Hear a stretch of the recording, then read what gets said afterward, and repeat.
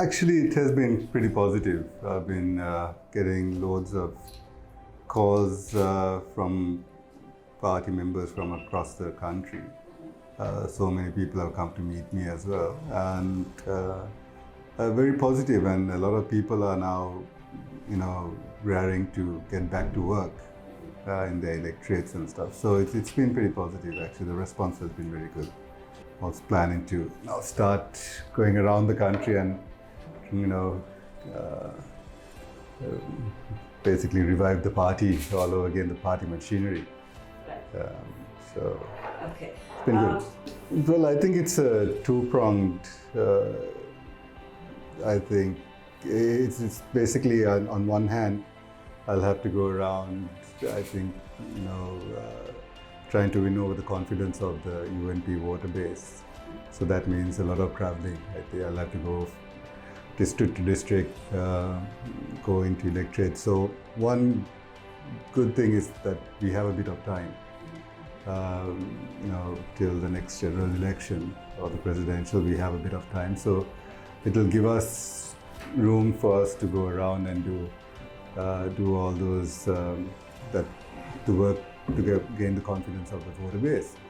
On the other hand, in order to win over the confidence, you have to do the party reforms. So there's a lot of reforms that the party is needed.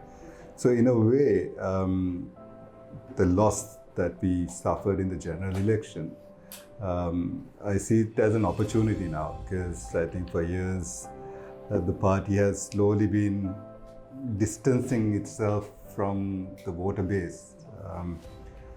And there has been calls for reforms all the time. So now it's a good opportunity to do that, I think. Do the proper reforms and win over the confidence of the party membership as well as the rest of the population of the country. Yeah, well, I think for a long time, I think the infighting inside the party really took a toll on our voter base. I think they were getting fed up about the leadership tussles and the infighting, because it came to a point where they were openly criticizing each other on the media. So then, of course, with Sajid breaking off, that also had a big impact on our voter base. But I think what really happened was during the time when we were in government, I think all of us to blame for that. We pretty much concentrated on our work in ministries rather than actually looking at the grievances of our voter base, their issues. Because we were out of power for more than nearly 20 years, and throughout those 20 years, a lot of our party supporters they had various issues, various problems that they needed to be sorted out. So there was a lot of expectations, and we didn't deliver. We didn't look into their issues, and that's one reason. That's one of the main reasons why we suffered this heavy loss in the general election. So we need to really basically analyze where we went wrong, do a really self-criticism in a way, I guess, and then remedy those things and then make sure that it doesn't happen in the future. Yeah, I think what really went wrong is, I said we all have to take the blame of what happened. I don't think we can just blame one person. Usually it's very easy to blame the leader of the party, but I think we all have to take the share of the blame. And what happens is when these disputes happen inside the party, you get sucked into these. You try to sort these things out. You're trying to mediate things. So unfortunately, I think we just lost our way. So it's a good wake-up call. And now we know where we went wrong, and I think it's time we can to fix things and go forward. Well, from bottom upwards, I think we'll have to look at how we now organize our electorates. From 77 onwards, we were always looking at forming branches in the villages, and that's the way we had built up. but now we need to know whether it's effective. We might have to go into a different kind of organizing method of organizing our electorates. So from that onwards and upwards, and the party itself needs a new face. Some are talking about constitutional, reforms.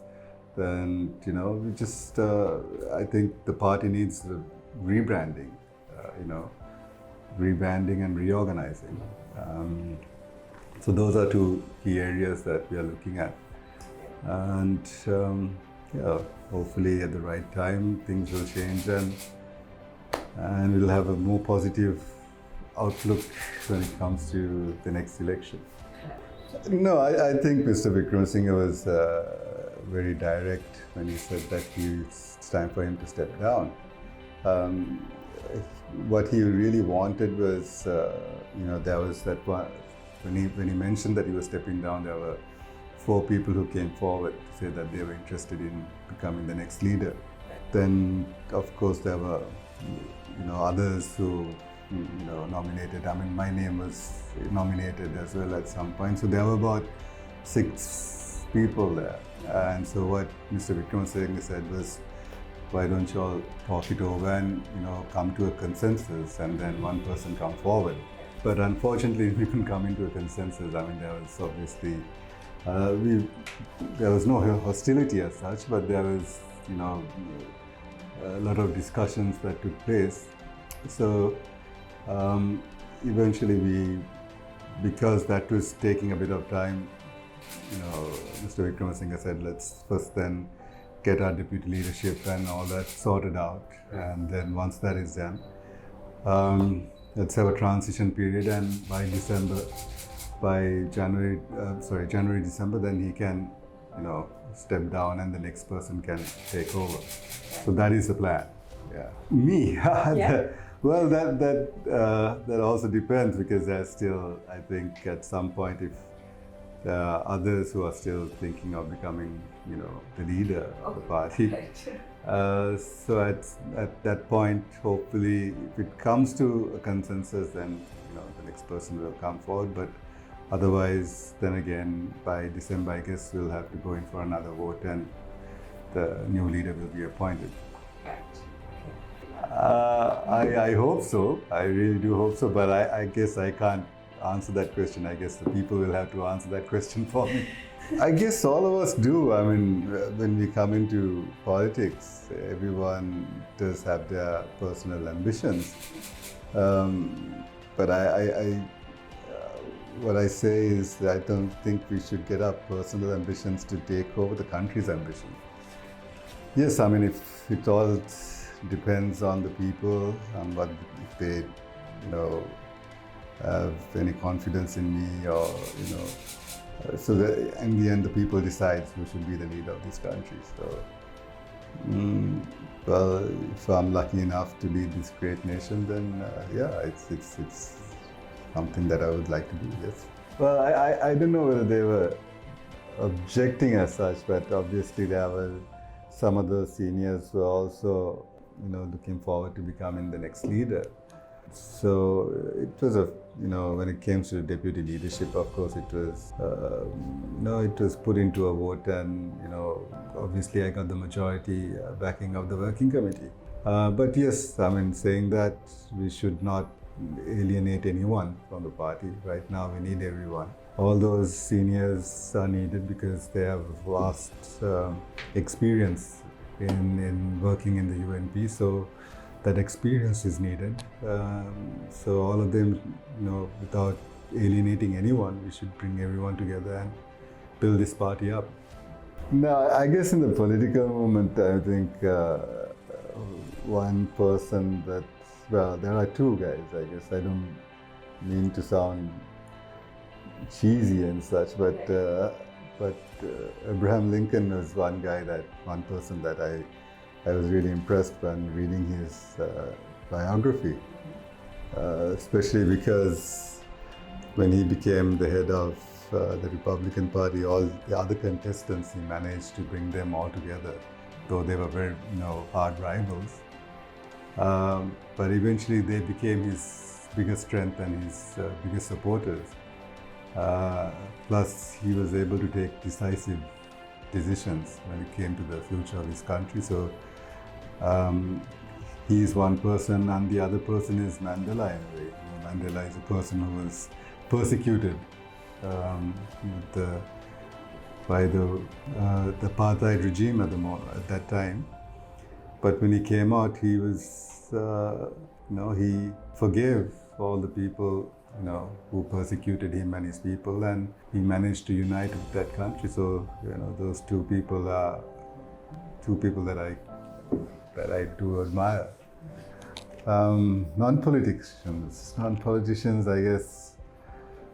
Elon Musk is one person because the guy really breaks barriers and, he's amazing. He's, thinks out of the box. He's not scared to take challenges, and, he's really shaping the future of this world in a way. So, yeah. Okay. All right. I don't know whether I'm emulating them, but I do admire them. Yes. That I cannot say. I mean, that's up to the people to decide. But I will do my best.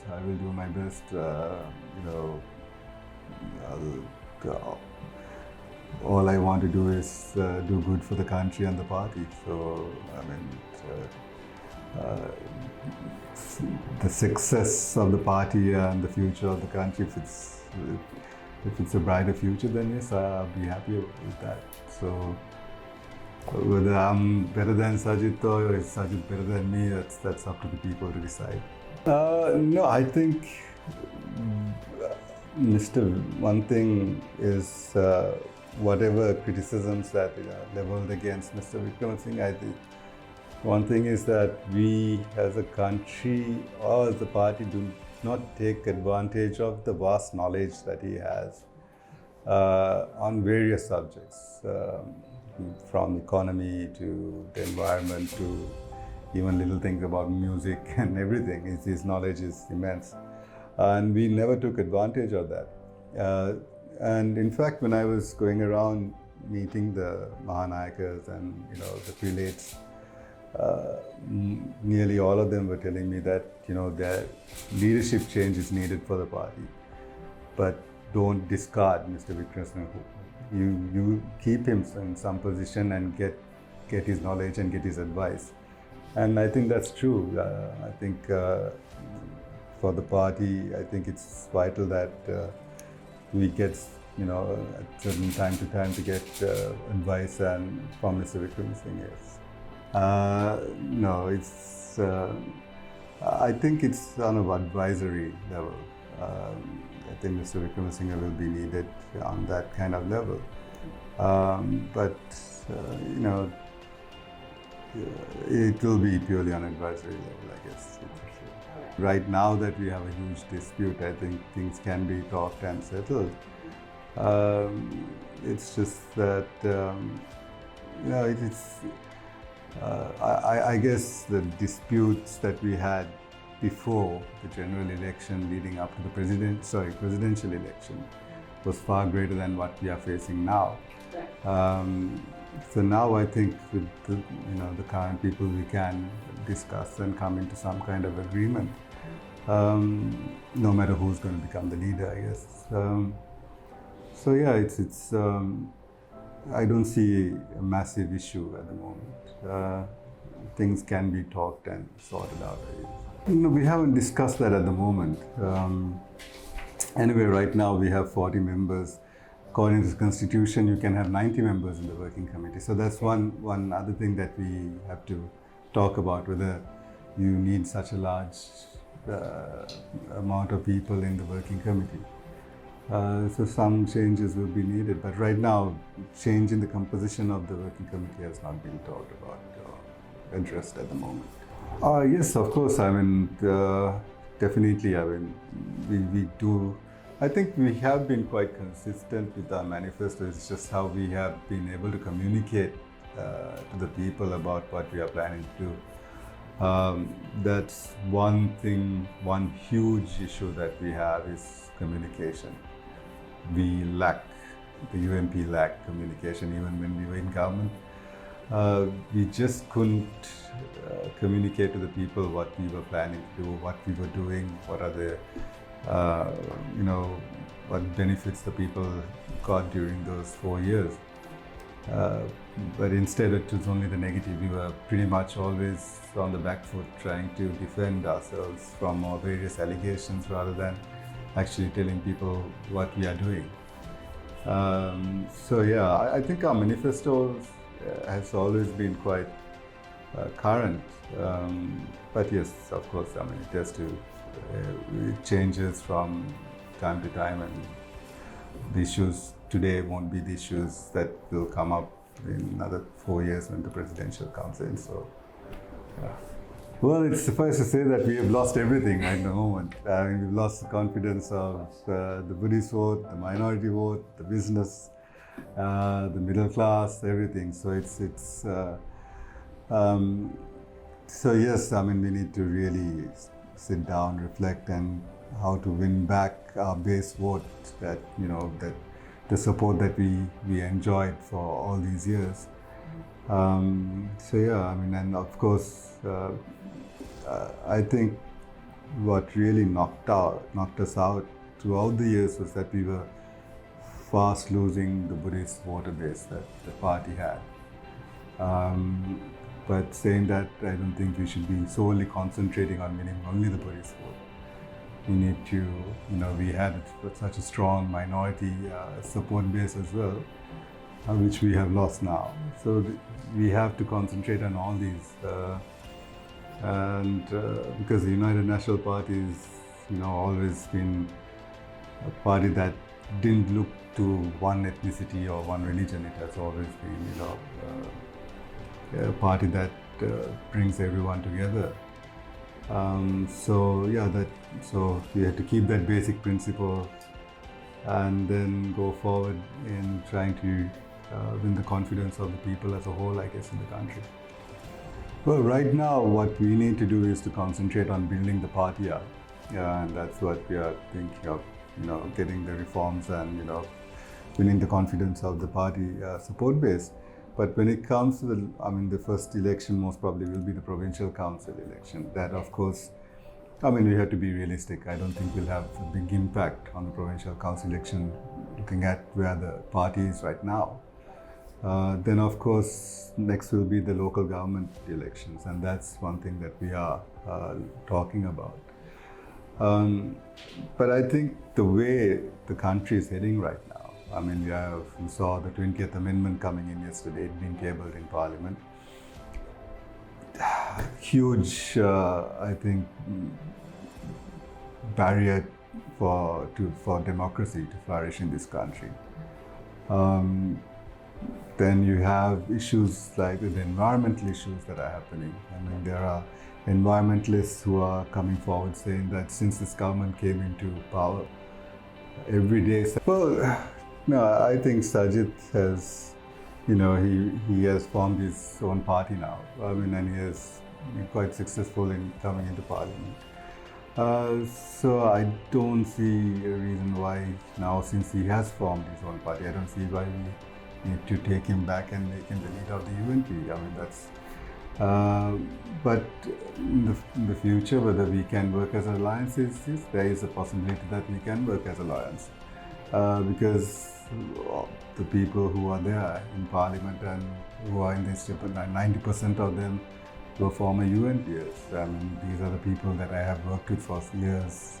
When I started off in the provincial council, some of them were there with me in the provincial council. When we came into Parliament, had demonstrations, against those days when the government, the Mahinda Rajapaksa government, and so we have history together. So it's easy to work with them. So I don't see any obstacle in working together in the future. I think the way politics is in this country right now, you have to think about coalitions. It's very hard for one party to I think, to win a majority in parliament. So it's, you have to think about coalitions. Yeah, I guess we'll have to, at some point talk about that. Right now, our concentration is on how to revamp, reorganize, and restructure. But I mean, the presidential is about what, 4 years, 4 years. Yeah. So a lot can happen during that time. Maybe we might have to go for a common candidate. Maybe the UNP will field their own candidates. So those, I think we'll have to sit back and watch how things progress in the next 2 years, and then make a decision on how to go on to face the presidential election. We made a huge mistake, no doubt. We hardly knew the person that we were fielding, and once he was appointed president, then only we saw what he's not capable but incapable of. And yes, it was just the wrong person that we backed. Eventually, our whole government was just embroiled in, a tug of war, and it just became a big mess. So it's not about the common candidacy. I think it's about the person that you field as a common candidate. So next time we have to be more careful. And if we do go in for a common candidate, then we have to be 100% sure of the person that we support, if it's going to be a common candidate.